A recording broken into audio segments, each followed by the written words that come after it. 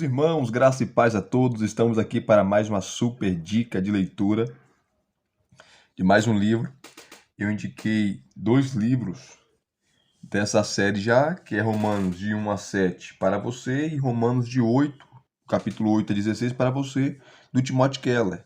E essa é uma série maravilhosa que foi feita, criada para aqueles que gostam de ler a Escritura, para aqueles que gostam de devocionais, para aqueles que trabalham com jovens, com adolescentes, com pequenos grupos, com novos convertidos, aonde você vai estudar, meditar e ensinar, e também liderar. Então, tem livros que é pouco complicado de entender as palavras. Esse foi o propósito dessa série. Juntamente com Timothy Keller, está Tim Chester, Steve J. Lawson, Albert Mohler e outros escritores que escreveram essa série. E tem Tito, Filipenses, Gálatas, 1 Samuel, Êxodo, Atos. Então, é uma série maravilhosa. Timothy Keller é muito conhecido, tem vários livros já publicados em português, traduzidos, vários, você pode procurar, você vai encontrar. Né? É um pastor presbiteriano e ele tem uma rede, um centro de formação de pastores, onde ele envia esses pastores para o mundo todo. Dá aula também de pregação expositiva, é teólogo, né? É um dos maiores escritores do mundo na atualidade e um grande pregador, um grande pregador. E esse livro aqui, Juízes para você, ele vai fazer a exposição de Juízes de uma maneira assim maravilhosa, de uma maneira monumental, aonde o livro de Juízes, né, para aquele que lê essa obra, vai se tornar fácil a compreensão, vai se tornar fácil você entender o livro de Juízes, porque ele facilita e a aplicação dele que ele faz no livro, né, do capítulo 1 até o capítulo final do livro de Juízes, as aplicações são fantásticas. E em cada comentário, e em cada terminando a perícope de ser comentada, no final tem perguntas para debate. Né? Ou você pode fazer as perguntas para o grupo, você está liderando, para a igreja, né? Para os seus jovens, para adolescentes, para novos convertidos, né? Para ver se a pessoa entendeu o livro de Juízes. Então é um livro maravilhoso. E abrindo aqui para vocês verem, tá? Abrindo aqui para vocês verem. Vamos à parte que me interessa. Aqui está o sumário, tá? Essa aqui é a primeira edição desse livro, 2016. E ano passado teve uma repreensão, porque vendeu bastante. Tá? Muitas igrejas trabalham com liderança, né? Principalmente aquele modelo de células, que fazem culto ou cultos em casa. Então, pega um livro da Bíblia e estuda ele por completo. Então, esse livro ajuda bastante para aqueles que trabalham dessa forma, né? Então, aqui está aqui o prefácio da série, a introdução ao livro de Juízes, discipulado descomprometido, é o tema do capítulo 1, versículo 1 ao capítulo 2, versículo 5. Vivendo entre ídolos, capítulo 2, do 6, versículo 6 ao capítulo 3, versículo 6, e por aí vai. Otoniel e Eude, juízes, né? Espero inesperado. Débora e Baraque, governante e libertador. Gideão, o poderoso guerreiro fraco, é o tema que ele dá, né? Gideão, triunfo na fraqueza. Gideão e Abimeleque, domínio de reis. Jefité, o marginalizado, que era filho de uma prostituta, e Deus o honrou. Sansão, o nascimento milagroso. Sansão, o mulherengo. Sansão, o fraco vitorioso. Homens vazios. Nação sem rei. Apêndices, glossário e bibliografia. Então, são 223 páginas tá? Aí você pensa, o livro é muito curto, mas quando você lê, o conteúdo é riquíssimo. Parece que você está lendo um livro de 500 páginas. Continuando aqui é o prefácio, né, da série. Então, qual é o objetivo de cada título ou dessa série? Está aqui, ó. Estar sentado na Bíblia, glorificar Cristo, ter aplicação relevante, ser lido com facilidade, tá? Use juízos para você, para ler e estudar, para meditar e se alimentar, para ensinar e liderar. Aqui é a introdução ao livro de Juízes.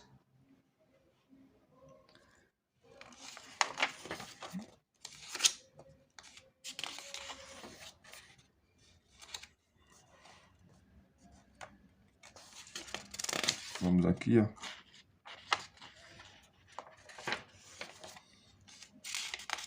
Introdução muito boa. E aqui começa. Juízes, capítulo 1, capítulo 2. Tá aqui os versículos de 1 a 36. E o capítulo 2, versículos de 1 a 5. Discipulado, descomprometido, é o tema que ele dá. Tá? O livro de Juízes começa olhando para o passado e termina olhando para o futuro. Esse período da história de Israel se inicia assim, depois da morte de Josué. Seu final pressiona rumo à época monarquista de Saul, Davi e Salomão e seus sucessores. Naqueles dias não havia rei em Israel, cada um fazia o que parecia certo. Tá? O final de Juízes. Né? Para entendermos e apreciarmos os altos e baixos, os triunfos e com maior frequência as tragédias da época de Juízes, temos de olhar para trás como no capítulo 1, versículo 1, nos incentiva a fazer. Aí ele começa, o Deus cumpridor de promessas, aí vai começando a exposição, né? Espiritualidade corajosa, juízes, finalmente. Continuar. Bom senso. Nenhuma coisa nem outra. Tá? E sempre no final da perícope, nos comentários, né? Perguntas para reflexão. Sempre. Quando acaba a exposição ali, tem perguntas para reflexão, onde você vai fazer para o seu grupo, para a igreja, né, para os novos convertidos, o que ele entendeu, o que eles entenderam da exposição. É sempre 3 perguntas. Aí vem a segunda parte. Deus fala: vocês desobedeceram. Tá? Não conseguiram ou não quiseram?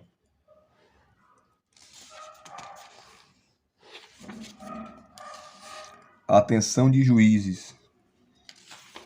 Tá? Aí, sempre as perguntas, como eu falei, para reflexão. Continuando aqui já vai para o capítulo 2, dos versículos 6 a 23, e o capítulo 3, versículos de 1 a 6. Vivendo entre ídolos. Deixa eu correr aqui para pegar aqui.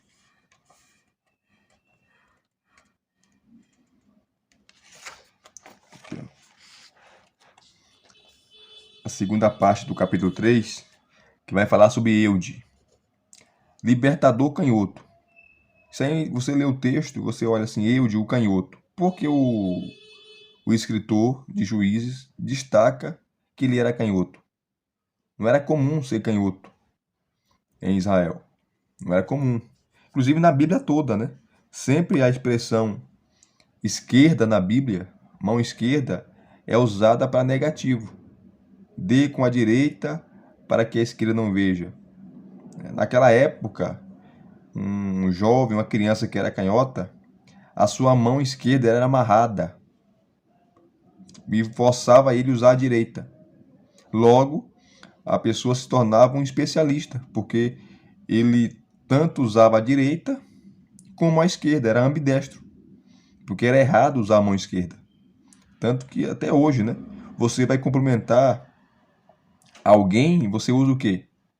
a mão direita.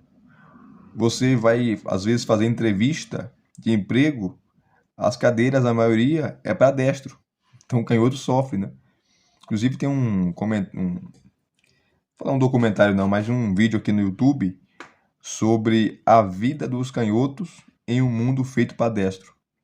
A maçaneta do carro é para aquele que é destro. A marcha do carro é para destro. O abridor de latinhas é para destro. Às vezes o mouse do computador é para destro, né? Antigamente até os instrumentos eram para destro, não tinha para canhoto, né? Então é interessante isso sobre Eude, que é o libertador canhoto. Com a morte de Otoniel, o ciclo recomeça. Os israelitas voltaram a fazer o que era mal aos olhos do Senhor. Dessa vez,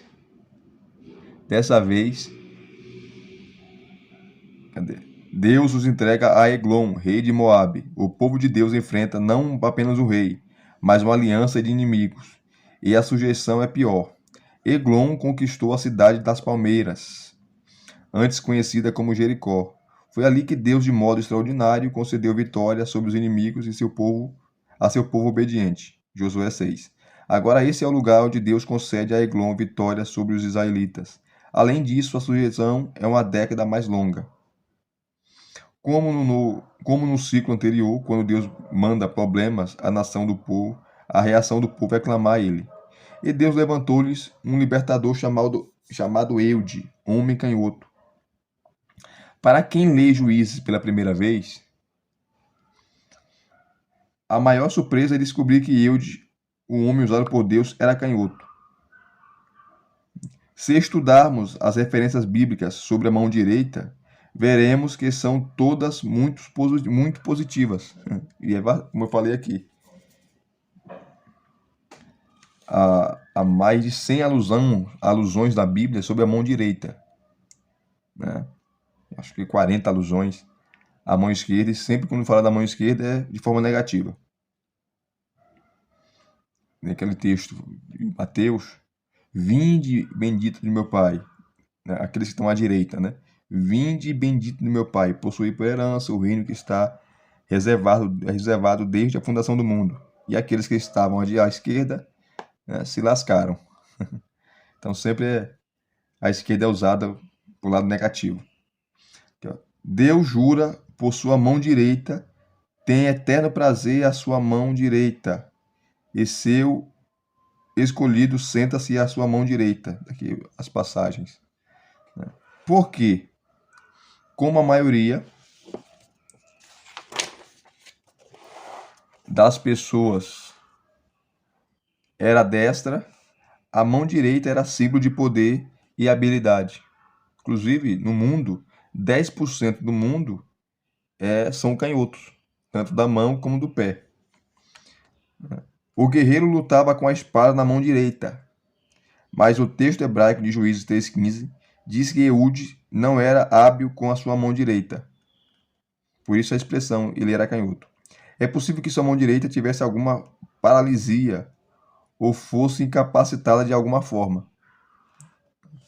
Otoniel era um típico líder tipo. Guerreiro de uma família de homens fiéis da tribo de Judá, né, escolhida por Deus para ser a primeira a receber sua herança. Eude é uma escolha surpreendente em uma sociedade que era ainda mais cruel que a de hoje, com deficientes físicos. Ele seria considerado inútil. Olha só. E Deus vai usá-lo, né? Ninguém o procuraria para nada, nem o seguiria de livre e espontânea vontade, mas Deus escolhe. O homem direito.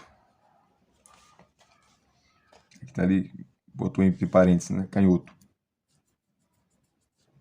Na verdade, Eude é de modo singular adequado à tarefa de libertação para a qual Deus escolheu. Ele é enviado a fazer o pagamento de tributos a Eglon, rei de Moabe. Estamos cientes daquilo que Eglon não tem como saber, que Eude fez para si uma espada de 2 gumes. e amarrou-a à coxa direita por baixo da roupa. É aqui que começa a tensão da história. Os direitos ou destros carregavam a sua espada do lado esquerdo, porque quem é destro, né? Você puxa a espada do lado da esquerda para a direita. E quem é canhoto puxa a espada da direita para a esquerda. Então Eude colocou no lado direito a espada, a adaga que ele fez, né? Isso seria impossível alguém descobrir. Tanto quando ele foi revistado, o soldado de Eglon revistou o quê? Colocou a mão onde? Na mão, no lado esquerdo, para ver se ele estava com a espada, né? É aí que está o segredo. É aí que está o segredo. Continuando aqui.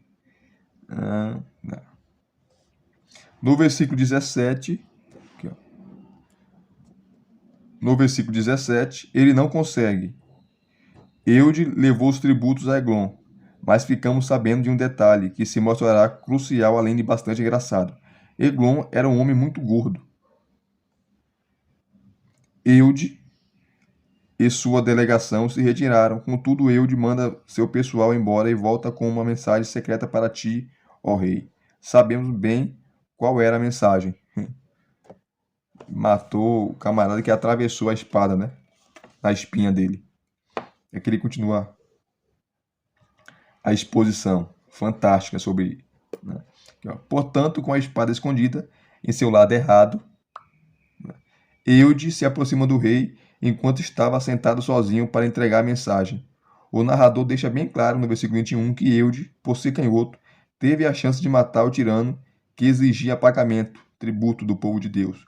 Eude estendeu a mão esquerda, tirou a espada de sobre a coxa direita e cravou-a na barriga do rei. Foi impiedoso mesmo.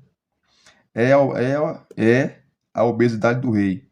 Será que ele engordou com os tributos que cobrava? Que esse era seu destino?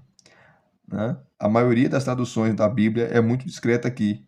O fim do versículo deveria ser: e as fezes se derramaram.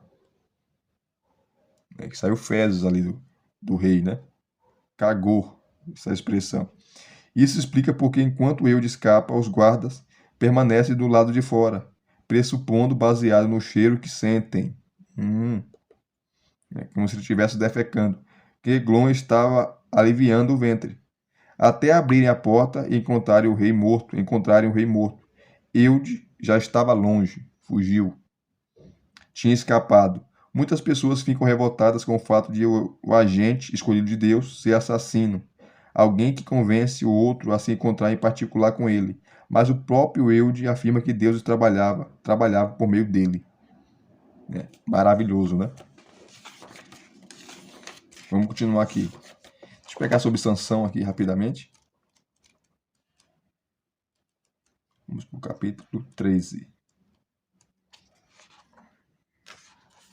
Não, capítulo 14 já está aqui. Capítulo 12.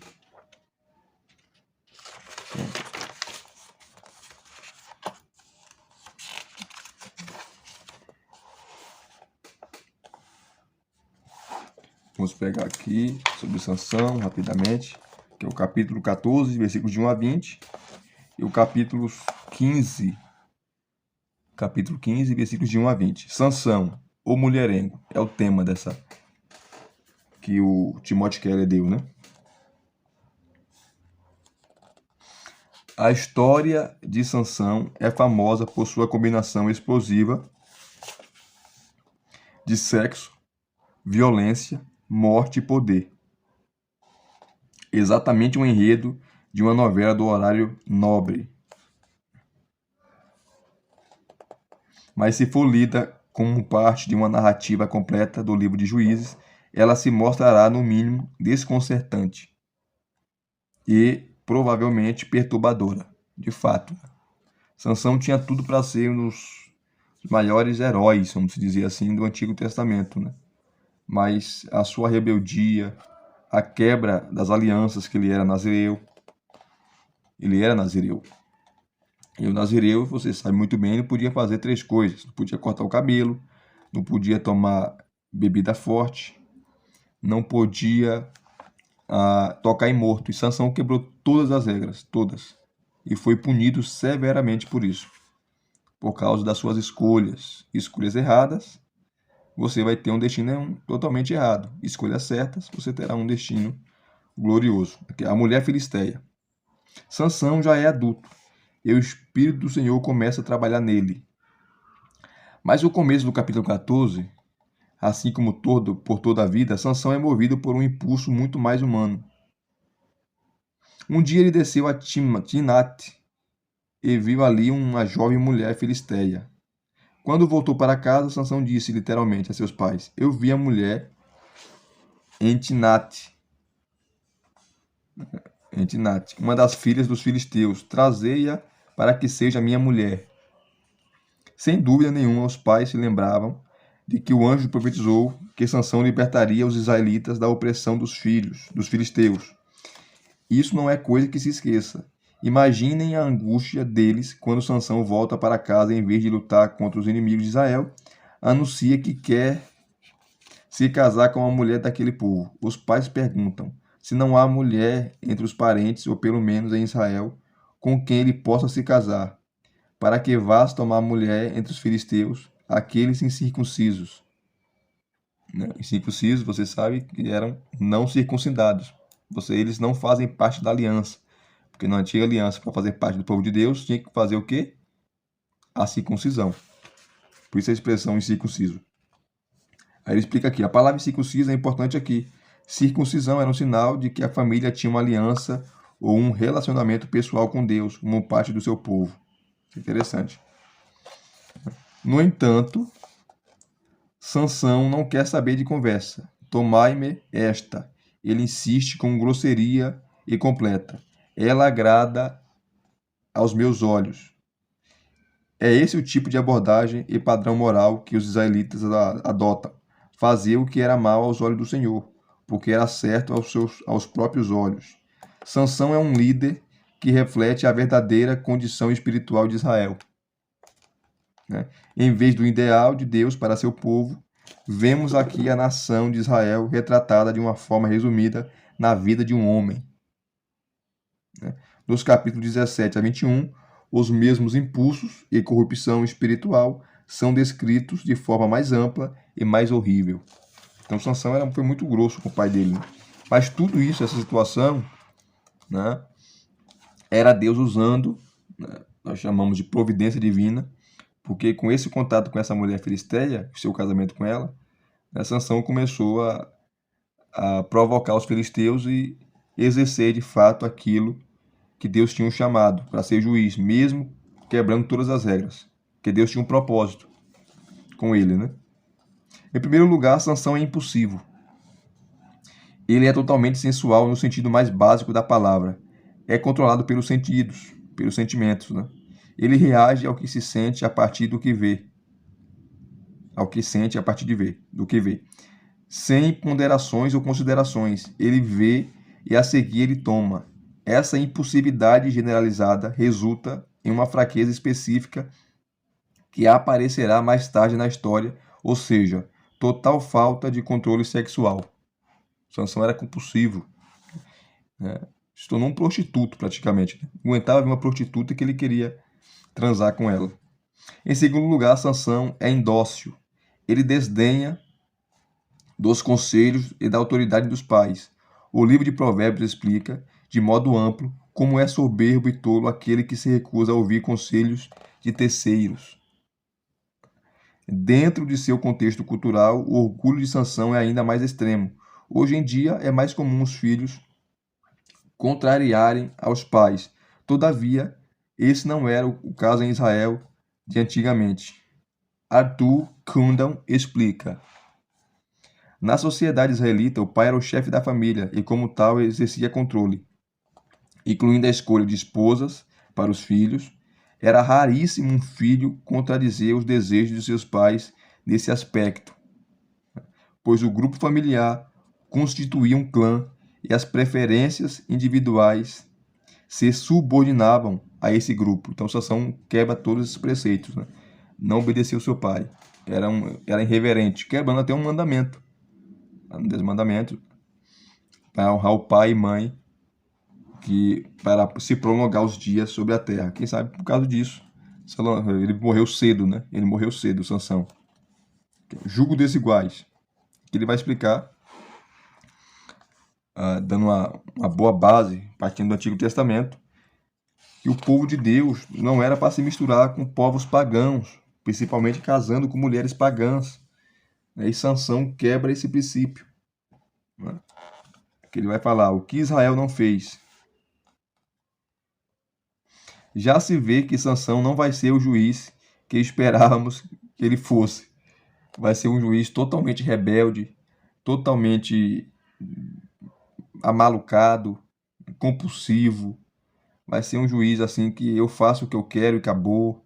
Me deu vontade, eu vou lá e faço. Né? Por isso que ele teve o destino que ele teve, o fim que ele teve.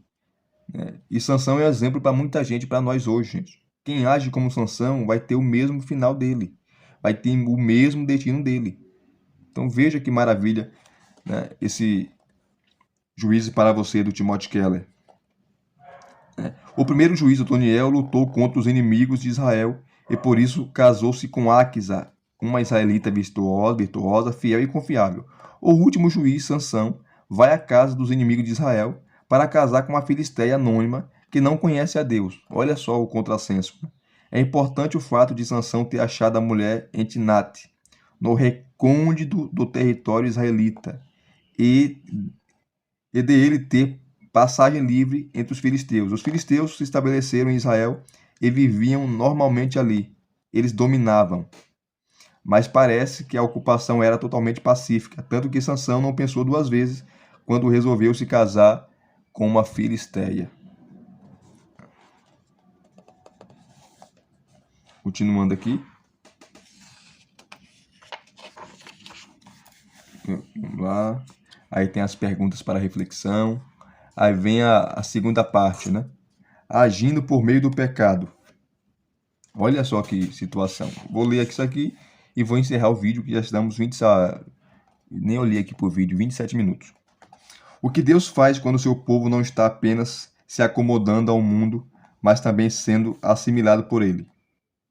Juízes 14, 4 é o versículo crucial na narrativa de Sansão. A chave para entendermos a história toda e a resposta para a pergunta anterior.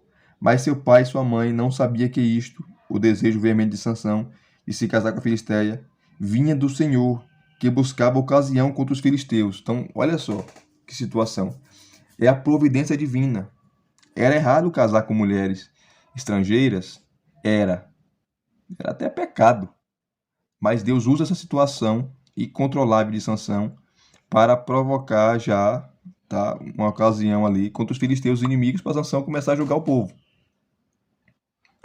Deus usará a própria fraqueza de Sansão, sua confraternização com os filisteus, seu apetite sexual, meu Deus do céu, seu temperamento vingativo e explosivo, que estudaremos logo a seguir, para provocar um confronto entre os dois povos. A fraqueza de Sansão, olha só, a fraqueza de Sansão resulta em luta sangrenta que provoca mais conflitos ainda, e por fim a divisão tão desesperadamente necessária entre as duas nações. Michael Wilcock explicou bem a questão. A ideia de Juízes 14, 4 é que a interligação dos dois povos é tal que nem o Senhor consegue encontrar algo que os force a separar. Portanto, ele usa as fraquezas de Sansão para gerar o relacionamento com essa mulher irresistível, relacionamento que irá criar tantos rancores. Né? Que é no livro do Michael Wilcock, sobre os juízes, a mensagem de Juízes. Interessante, né? Então,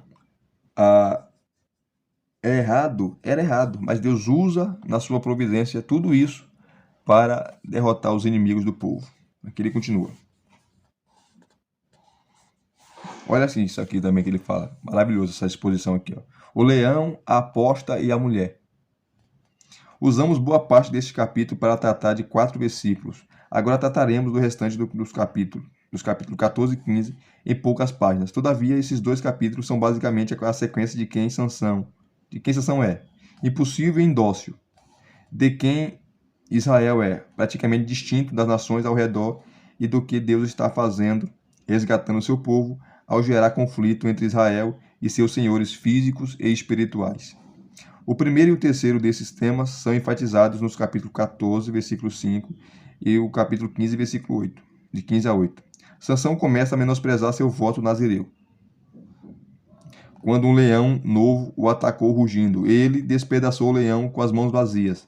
Lembrando que Sansão não é esse homem forte que você pensa não, tá? Que ele tinha uma força excomunal. Ele tinha força excomunal quando o Espírito do Senhor vinha sobre ele.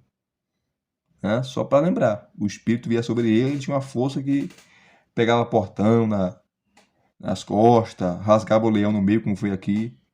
O Espírito vinha sobre ele, ninguém se curava o homem. Como nazireu, Sansão não podia tocar em um animal morto. Então já quebrou a primeira regra aqui. Portanto, agora teria de rumar direito ao tabernáculo para se purificar. Ele não faz isso. Mas ele está indo ver a mulher que deseja. É óbvio que a luxúria sobrepuja seus votos. Então ele não contou nada aos pais. Ficou quieto, que se contasse ele tinha que fazer todo o ritual de purificação, aquela coisa toda. E desceu e falou com a mulher. Mais tarde ele toca novamente em um animal morto. E dessa vez leva seus pais a se tornarem puros também, sem que soubessem disso. Que ele tira mel na carcaça do animal, né? E aqui ele vai narrando toda a trajetória de Sansão e todos os passos para a queda desse grande homem, ou melhor, grande não, né? Desse sensato homem, líder, juiz de Israel, que por causa da sua desobediência a Deus, né? Por causa de suas molecagens, terminou de uma forma triste, cego, né, e escravo. Mas mesmo assim Deus usou ele para derrotar todos os inimigos. Então é um livro maravilhoso. Timothy Keller, Juízes para você. Se vocês gostaram de mais uma super dica aqui de leitura para vocês, né, mais um review para vocês, deixe no seu comentário, deixe o seu like, tá? Acione, ó. Se inscreva no canal. Depois de se inscrever, acione o sininho para receber todas as notificações. Deus os abençoe. Até os próximos vídeos.